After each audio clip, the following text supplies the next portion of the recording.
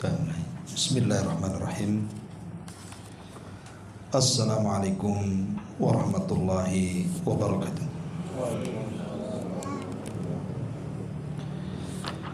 Alhamdulillah wassalatu wassalamu ala Rasulillah wa ala alihi wa sahbihi wa mawalah wa la hawla wa la quwata illa billahi wa ba'du. Alhamdulillah, segala puja dan puji hanya milik Allah Jalla fi'ula. Salawat dan juga salam kita hadiahkan kepada Rasul kita Nabi besar Muhammad sallallahu alaihi wa ala alihi wasallam. Baik, kita akan lanjutkan kajian kita masih menyingkap rahasia dari nama Allah subhanahu wa ta'ala. Dan malam ini kita sudah masuk pada halaman ke-263, Ismullahi Al-Muqitu Al-Wasi'u. Nama Allah Al-Muqit, yang berkuasa, Al-Wasi', yang maha luas.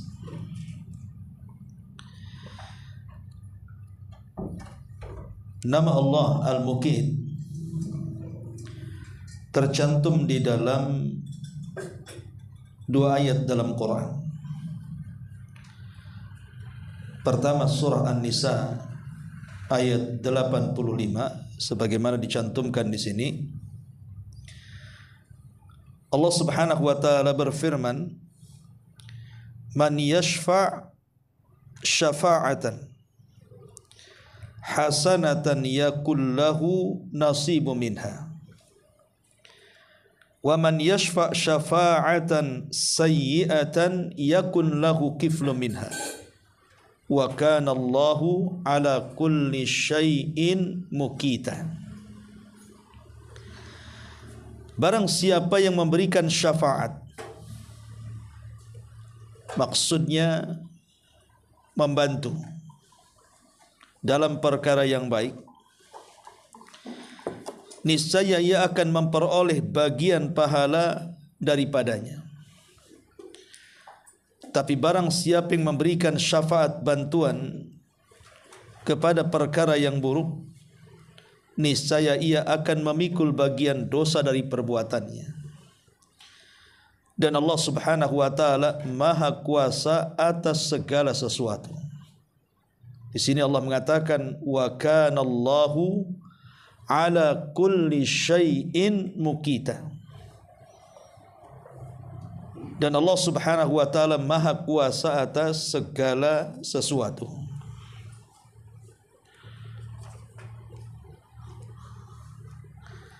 Baik. Bicara tentang nama Allah Subhanahu wa taala Al-Muqit. Apa itu Al-Muqit? Para ulama menyebutkan beberapa makna tentang nama-nama Allah Subhanahu wa taala. Salah satunya Al-Muqit. Ada 3 makna yang masyhur dari kalangan para ulama. Makna yang pertama, maksudnya Al-Muqit artinya Al-Qadir. Dan itu semakna dengan innallaha ala kulli syai'in qadir.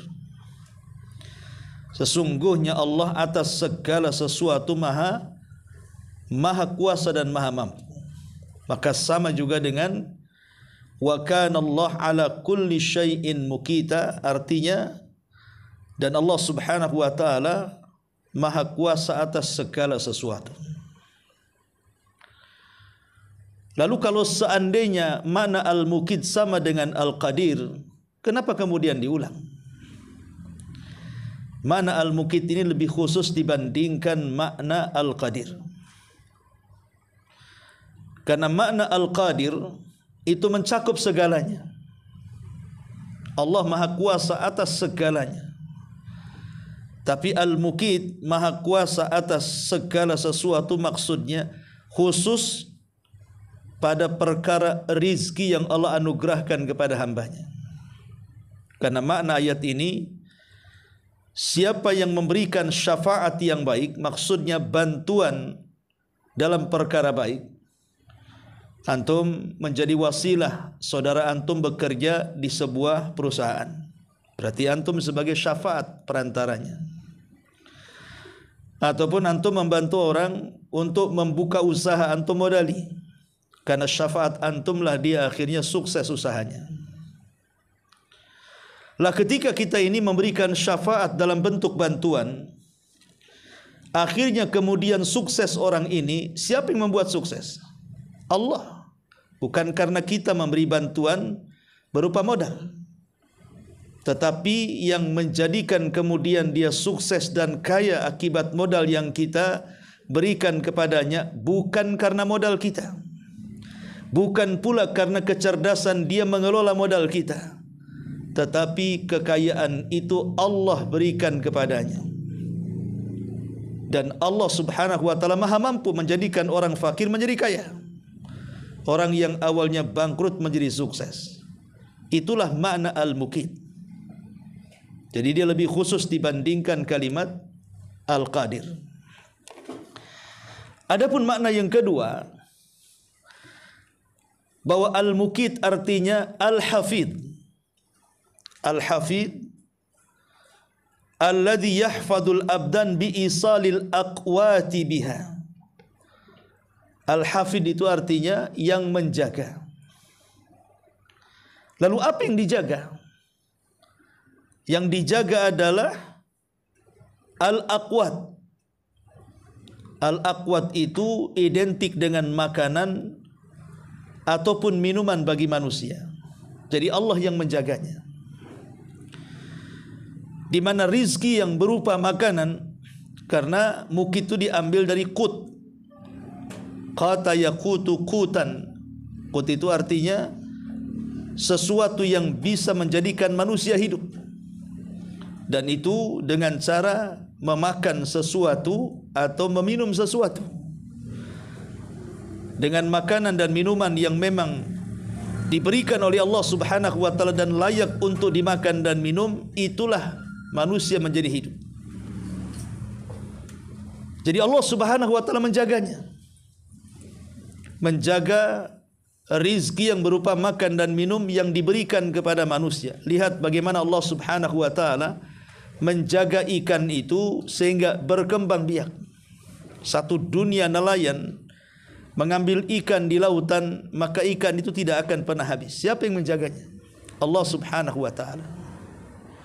Satu dunia orang panen buah-buahan, tetap saja buah-buahan itu ada, tidak pernah habis. Lalu siapa yang menjaganya sehingga tidak pernah habis buah-buahan itu? Allah subhanahu wa ta'ala.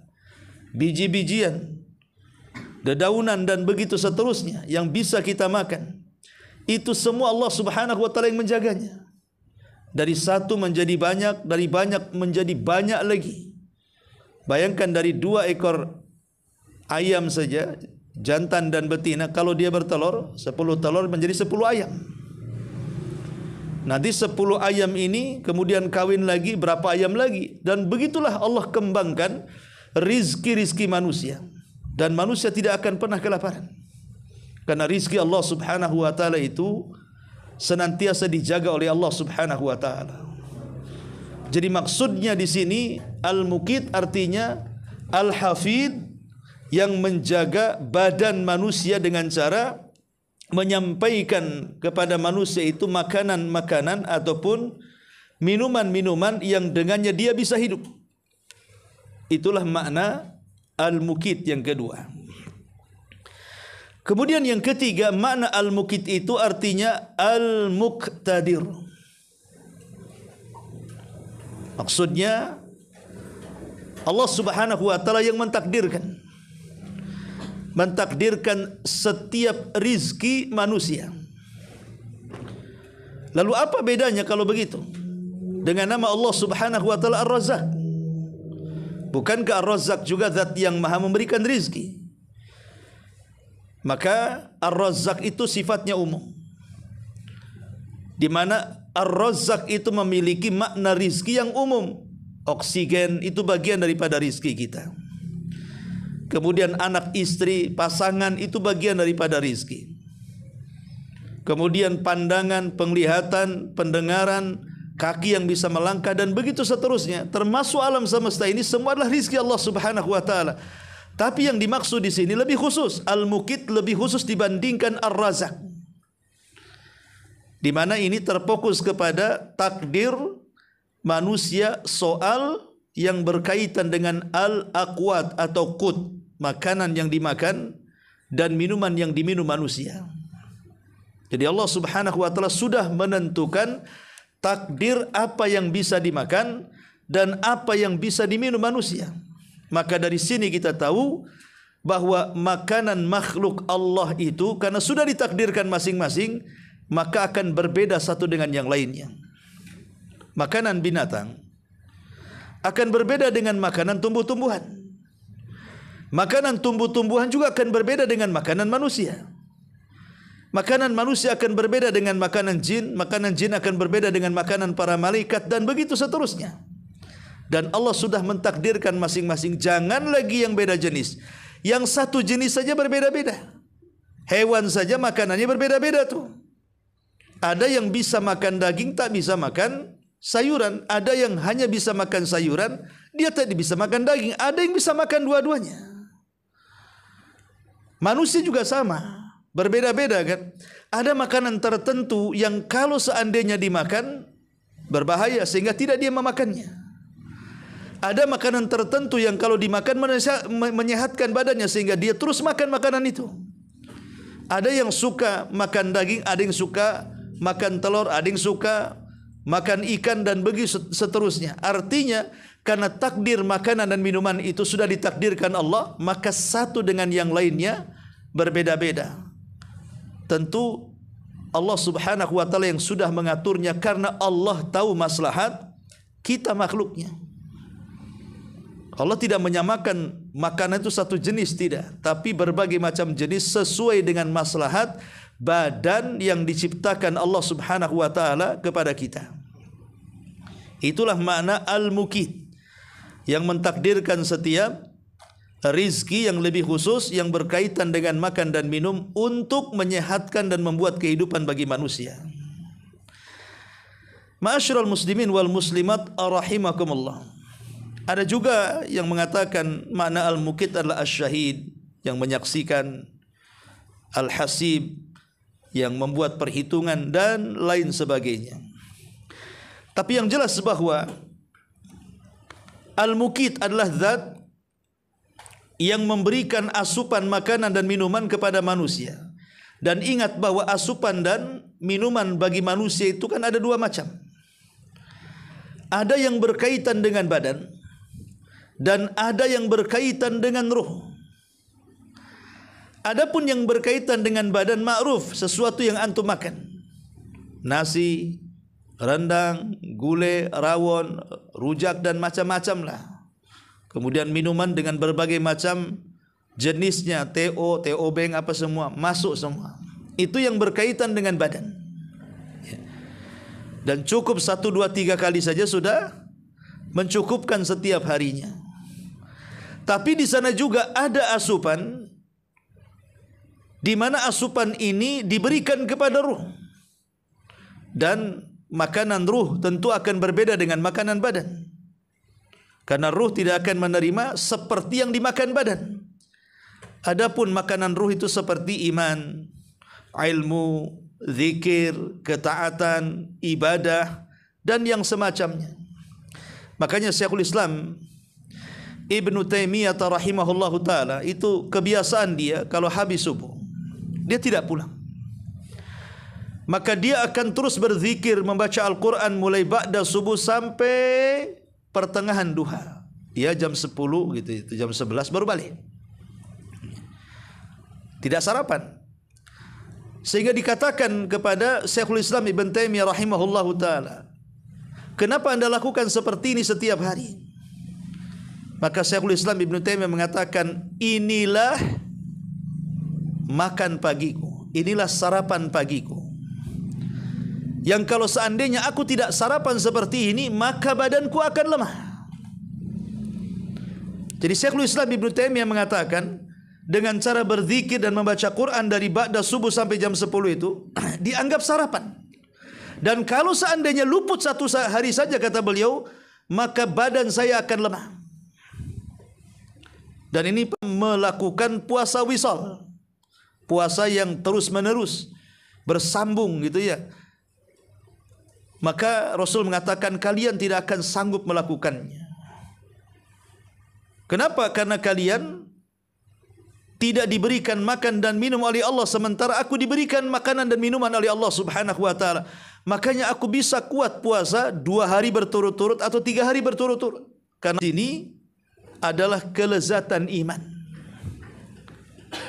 Jadi Allah Subhanahu wa taala memberikan asupan kepada ruh Nabi kita Muhammad sallallahu alaihi wasallam dengannya fallahul al-muqit wa al-khaliqul al-aqwat. Maka dialah Allah al-muqit dan dialah pencipta al-aqwat. Artinya dialah yang menciptakan makanan, dia juga yang menciptakan minuman. Siapa yang menumbuhkan padi? Ketika kita letakkan biji padi, petani itu tidak bisa menumbuhkan padi. Dia hanya mengambil sebab dengan cara menyiram, kemudian memberikan pupuk. Adapun yang menumbuhkan padi itu Allah. Karena buktinya tidak semua padi yang ditanam petani itu sukses dipanen. Banyak juga yang gagal panen, kan begitu. Artinya mereka tidak sanggup menumbuhkan itu. Mereka hanya sekedar meletakkan. Yang menumbuhkan Allah Subhanahu wa taala. Karena dia adalah khaliqul aqwat. Dialah penciptanya. Yang menciptakan biji-bijian kemudian mekar dan menjadi tumbuh-tumbuhan, akhirnya berbuah dan berbiji dan bisa dijadikan makanan ataupun minuman bagi manusia. Maka asar imannya adalah fawajaba syukru ala ni'amihil azim allati la tuhsa. Maka kewajiban kita adalah mensyukuri nikmat Allah Subhanahu wa taala. Dan kita ini tidak akan pernah bersyukur, tidak mengenal nama Allah Al-Muqit kalau kita tidak pernah merasakan lapar. Kalau kita tidak pernah merasakan lapar, coba lihat antum para pengungsi umpamanya, kan, akibat perang seperti di Palestina umpamanya. Bagaimana mereka susahnya makan. Terkadang bantuan diterjunkan dari helikopter, pesawat-pesawat ke lautan, berebut mereka. Seperti itulah kondisi mereka. Kita tidak pernah merasakan seperti mereka, sehingga kita ini tidak pernah merasa bersyukur ketika makan, ketika minum. Sementara mereka itu sangat bersyukur, karena kalau tidak makan dan minum mereka kelaparan dan bisa terancam dengan kematian. Satu hari Nabi SAW keluar bersama Abu Bakar Siddiq radhiyallahu an dan Umar radhiyallahu an. Karena ketika itu Madinah mengalami paceklik hebat, sampai banyak orang yang kemudian mati kelaparan. Saat Nabi keluar dan berpapasan dengan Abu Bakar dan Umar, maka kemudian Nabi SAW bertanya, "Wa ma akhrajakuma?" Apa yang menyebabkan kalian keluar rumah? Maka keduanya mengatakan, "Al-ju' ya Rasulullah." Rasa lapar yang membuat kami tidak tahan tinggal di rumah. Kemudian keduanya bertanya kepada Nabi SAW, "Wa ma akhrajaka ya Rasulullah?" Lalu apa yang membuat anda keluar dari rumah? Maka Nabi SAW mengatakan, "Al-ju'." Sama aku juga lapar. Kemudian Abu Bakar menyingkap perutnya, rupanya ada batu yang dililit di perutnya. Maksudnya diletakkan batu kemudian dililit supaya menekan perut, supaya menahan rasa lapar. Kalau ditekan perutnya ke dalam sehingga lambungnya mengecil, sehingga akhirnya rasa lapar agak kurang. Ketika Nabi SAW menyingkap pakaiannya, rupanya batu yang diletakkan di perut Nabi justru 2 batu. Lebih lapar Nabi dibandingkan Abu Bakar yang hanya 1 batu, dan Umar juga hanya 1 batu. Intinya 3 orang ini sedang kelaparan. Kemudian Nabi SAW mengatakan kepada keduanya, "Bagaimana kalau kita mendatangi rumah Abu Haytham?" Kebetulan rumahnya berada di perbatasan kota Madinah. Berangkatlah 3 manusia mulia ini ke rumah Abi Tihan, Sesampainya di rumah sahabat ini, rupanya tidak ada, yang ada hanya istrinya. Karena tidak ada sahabat yang dicari, maka Nabi SAW menunggu di luar rumah. Selang beberapa waktu muncullah Abu Haytham ibn Tihan ini. Ketika melihat Nabi SAW senang, karena memang itu tamu yang sangat mulia. Kemudian bersegera mengambil pisau dan hendak menyembelih kambing yang sangat besar, kambing pejantan. Kata Nabi SAW, jangan kau sembelih kambing itu, pasti itu kambing kesayangan. Sebaiknya sembelih kambing ini saja. Kemudian Rasul mengisyaratkan kambing yang kurus. Akhirnya kambing itu disembelih. Kemudian setelah disembelih, istrinya masak kambing tadi. Kebetulan Abu Haytham ibn Tihan membawa kurma, tamar, dan juga air putih mineral. Kemudian setelah semuanya sudah siap, dihidangkan di hadapan Nabi SAW dan di hadapan Umar dan Abu Bakar.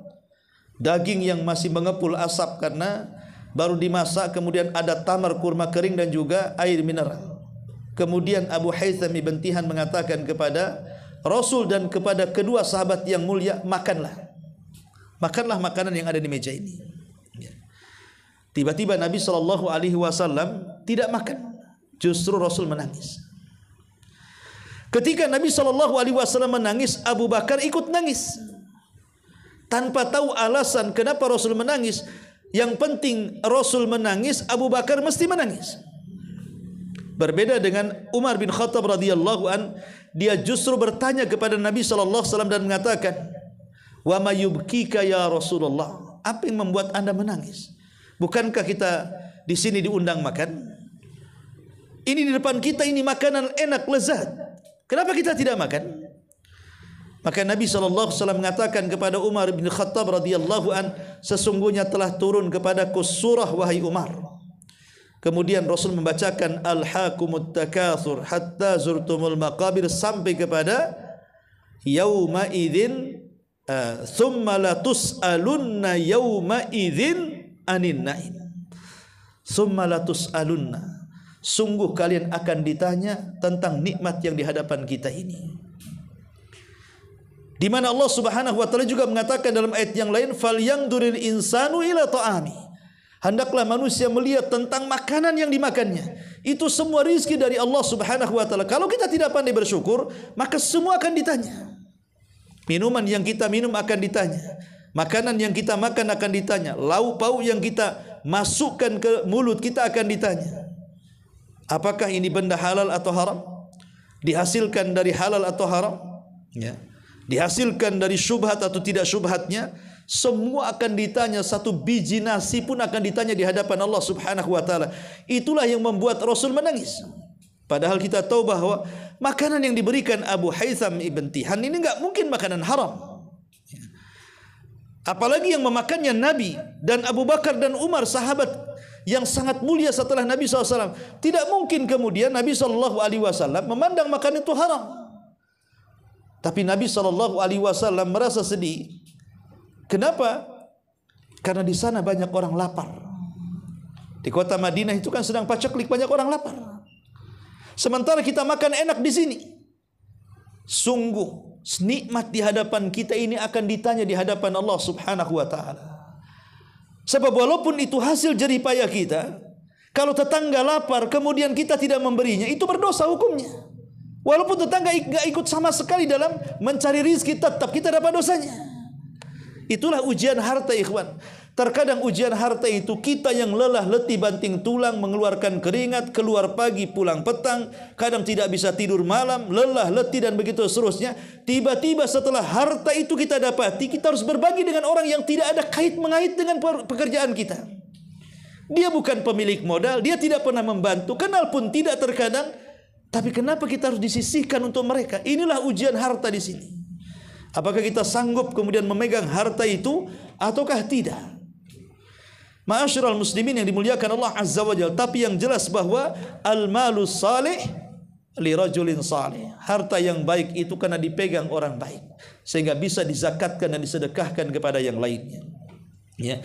Ma'asyiral muslimin wal muslimat rahimakumullah. Maka di antara asar keimanannya di sini fa wajaba syukruhu ala ni'amihil azimati allati la tuhsa. Maka wajib seseorang itu untuk bersyukur atas nikmat yang besar di mana nikmat itu tidak akan bisa dihitung. Wa man syakarallaha tahqiqa ubudiyatihi wa tauhidihi wa kamali ta'alluqi bihi subhanahu. Dan siapa yang bisa mensyukuri nikmat Allah Subhanahu wa taala, berarti dia telah mewujudkan penghambaannya, tauhidnya dan kesempurnaan ta'alluqnya, ketergantungan hatinya kepada Allah Subhanahu wa taala. Ma'asyiral muslimin wal muslimat rahimani wa rahimakumullah. Adapun beberapa masalah yang berkaitan dengan nama Allah Al-Muqit. Pertama, seorang hamba harus menyempurnakan tawakalnya kepada Allah Subhanahu wa taala. Di mana makanan yang kita makan, minuman yang kita minum yang membuat kita ini bisa hidup dari mulai janin sampai keluar bayi sampai sekarang, maka itu semua datang dari Allah Subhanahu wa taala.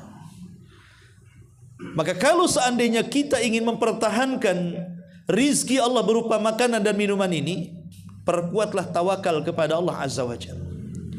Nabi SAW mengatakan, "Lau antum tatawakkaluna haqqa tawakkuli laruziktum kama yurzaqut thair." Kalau kalian benar-benar bertawakal kepada Allah Subhanahu wa taala dengan sungguh-sungguh, maka kalian akan diberikan rizki seperti burung diberikan rizki. Yaghdu himasan wa taruhu bitana. Keluar dalam posisi lapar, pulang sudah kenyang. Dari mana mereka dapat makanan coba?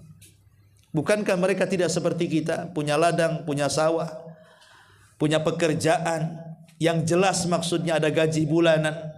Burung-burung mana ada kayak gitu? Mereka tidak bekerja di syarikat, di PT. Mana ada burung kerja di PT? Burung apa itu? Ya. Tetapi kenapa kemudian mereka lebih yakin dengan rizki coba? Sehingga kemudian karena mereka sangat yakin rizki itu datang dari Allah, sehingga Allah tidak membiarkan burung-burung itu lapar. Keluar saja lapar, pulang kenyang, bahkan bisa memberikan anak-anaknya makan. Itu karena kekuatan tawakal. Tawakal kepada Allah, kepada Zat Al-Muqit. Ya. Kemudian yang kedua, yang berkaitan nama Allah Subhanahu wa taala Al-Muqit adalah al-iman bismillahi al-Muqit. Ketika kita beriman dengan nama Allah Subhanahu wa taala Al-Muqit, maka sudah seharusnya kita ini membalas kebaikan Allah yang sudah memberikan kehidupan dengan menjaga makanan dan minuman untuk kita, untuk semakin disibukkan dengan ibadah. Karena tujuan hidup kita itu bukan makan, juga bukan minum, tetapi makanan dan minum yang Allah anugerahkan kepada kita itu wasilah supaya kita bisa beribadah kepada Allah Subhanahu wa taala. Jangan seperti binatang yang hanya makan, minum, buang hajat, tidur, sudah selesai. Seolah-olah itu yang dikejar setiap harinya. Karena orang-orang kafir itu seperti binatang juga. Mereka tidak punya tujuan hidup. Mereka setiap hari hanya mencari uang untuk rumah, kendaraan, makan, minum, lezat, kuliner, jalan sana, jalan sini. Persis seperti binatang. Tetapi orang-orang yang beriman tidak. Justru kayak rumah, kendaraan, pekerjaan, gaji, uang, ATM dan yang semacamnya, itu semua wasilah untuk apa? Litahqiqil ghayah. Untuk mewujudkan tujuan inti penciptaan manusia. Wa ma khalaqtul jinna wal insa illa liya'budun. Jadi makanan dan minuman itu justru ketika kita diberikan nikmat bisa makan dan minum, harusnya semakin semangat ibadah. Ini yang kedua.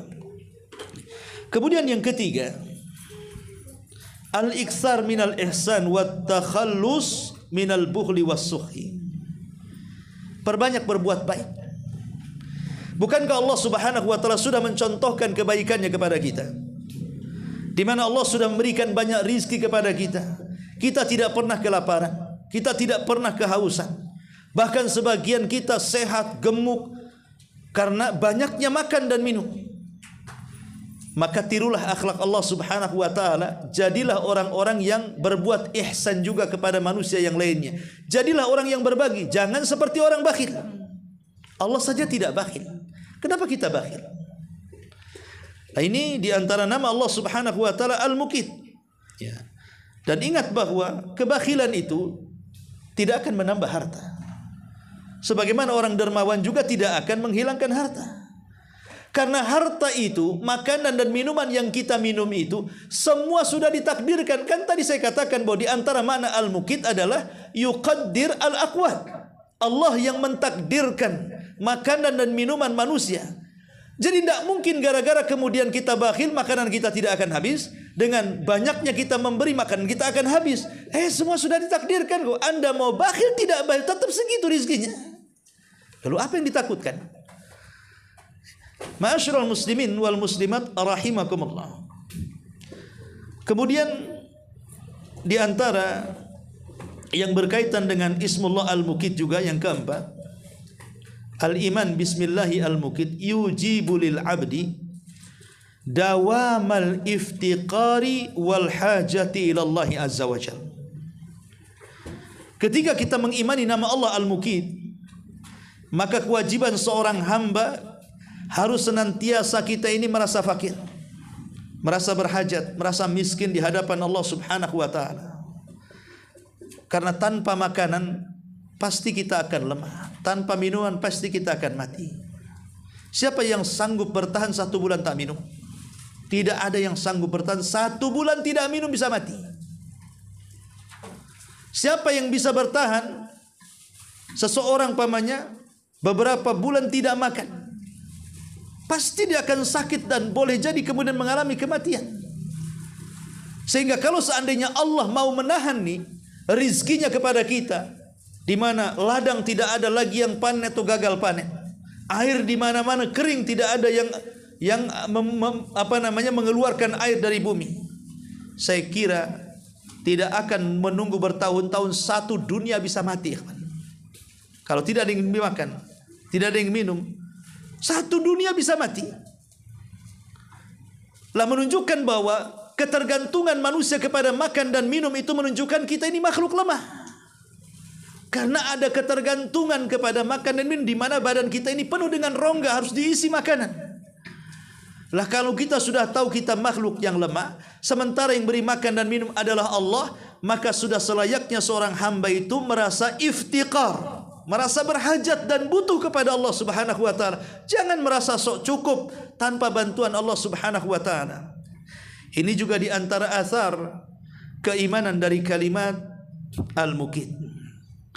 Ma'asyiral muslimin wal muslimat rahimakumullah. Dan dari athar juga bahwa kita harus senantiasa menjadikan nama Allah Al-Muqit dimasukkan dalam setiap doa-doa kita. Jadikan nama ini sebagai tawasul, hubungan kita dengan Allah Subhanahu wa taala, agar rizki kita ini terjaga oleh Allah, agar rizki kita ini tidak terputus, agar rizki kita ini senantiasa ada, agar kita dihindarkan dari kelaparan, dihindarkan dari kefakiran, dan begitu seterusnya. Perbanyak menyebut nama Allah Al-Muqit. Ma'asyiral muslimin wal muslimat rahimani wa rahimakumullah. Adapun tentang bagaimana caranya supaya kita ini diberikan oleh Allah Subhanahu wa taala banyak rezeki, betul-betul mengimani bahwa Allah itu Al-Muqit, tentu ada wasilah-wasilahnya. Pertama, perbanyak al-istighfar dan taubat. Karena istighfar dan taubat menjadikan Allah akan membukakan rizkinya kepada kita. Makanya Allah Subhanahu wa taala berfirman, ketika di zaman Nuh terjadi pacaklik hebat sehingga banyak kelaparan dan mati karenanya, maka kaum Nuh datang kepada Nuh alaihi salatu wasallam meminta solusi. Maka Nuh alaihi salatu wasallam memberikan solusi kepada mereka. Faqultu astaghfiru rabbakum innahu kana ghaffara. Nuh mengatakan, beristighfar kalian, karena Allah itu zat yang maha pengampun atas dosa-dosa kalian dan zat yang maha pengasih atas kalian. Kemudian Nuh menjanjikan buah daripada istighfar, yursilis sama alaikum midrara. Maka dengan istighfarnya kalian, kata Nuh, Allah pasti akan hujani. Dan hujan itu air, dan air itu adalah pusat kehidupan. Cukup sampai di sini? Tidak. Allah mengatakan wa yumdidkum bi amwalin wa banin. Allah perbanyak harta dan kekayaan kalian, serta Allah perbanyak anak dan turunan kalian. Wa yaj'al lakum jannati wa yaj'al lakum anhara. Bahkan Allah Subhanahu wa taala akan suburkan ladang dan sawah kalian. Allah akan aliri sungai-sungai kalian. Malakum gimana ayatnya? Wa yaj'al lakum anhara. Intinya bahwa kenapa Allah Subhanahu wa taala tidak diagungkan oleh kalian kalau sudah tahu bahwa Allah yang memberikan rizki kepada kalian. Tapi dalam ayat ini Allah Subhanahu wa taala menjelaskan tentang bahwa istighfar, memperbanyak istighfar akan menggugah al-mukit. Allah Subhanahu wa taala menjaga rizki-rizkinya kepada kita, terutama yang berkaitan dengan makanan dan minuman kita. Kemudian yang kedua, taqwallah. Bertakwa kepada Allah Subhanahu wa taala. Bukankah Allah yang mengatakan wa man yattaqillaha yaj'al lahu makhraja wa yarzuqhu min haitsu la yahtasib. Siapa yang bertakwa kepada Allah, Allah akan mudahkan jalan keluarnya. Bahkan Allah akan berikan rizki dari arah yang tidak disangka-sangka. Maka takwa juga bisa menggugah Zat yang Maha Al-Mukit, memberikan rizkinya dari arah yang tidak disangka-sangka. Kemudian at-tabkir fi talabi rizki. Berpagi-pagi dalam mencari rizki, jangan malas. Kenapa? Karena Nabi SAW pernah mendoakan umatnya dengan mengatakan, Allahumma barik li ummati fi bukuriha. Ya Allah, berkahi umatku di waktu paginya. Waktu pagi, waktu berkah. Maka lihat orang-orang kafir itu terkadang sebelum subuh mereka sudah ke pasar kan? Ya, karena memang intinya mengejar dunia. Tapi umat Islam ya tentu salat subuh dulu. Kemudian berzikir, meminta kepada Allah, karena rahasia rizki manusia itu ada di pagi hari. Minta kepada Allah di waktu antara subuh dan terbit matahari itu, agar hari itu dia mendapatkan rizki, hari itu mendapatkan rizki yang baik dan halal, hari itu dimudahkan rizkinya. Minta kepada Allah sebelum berangkat kerja itu, karena di situ rahasia rizki tersembunyi. Kemudian juga bersyukur kepada Allah Subhanahu wa taala atas nikmat. Karena Allah mengatakan la in syakartum la azidannakum. Siapapun yang bersyukur, maka Allah akan tambah nikmatnya untuk kalian. Dan banyak sekali amalan-amalan yang bisa menggugah nama Allah Al-Mukit untuk senantiasa mengirimkan rizki berupa makanan, minuman, yang dengan itulah kita bisa hidup di dunia ini. Wallahu alam. Inilah diantara makna nama Allah Al-Mukit. Baik, sampai di sini satu saja. Silakan kalau ada yang mau bertanya.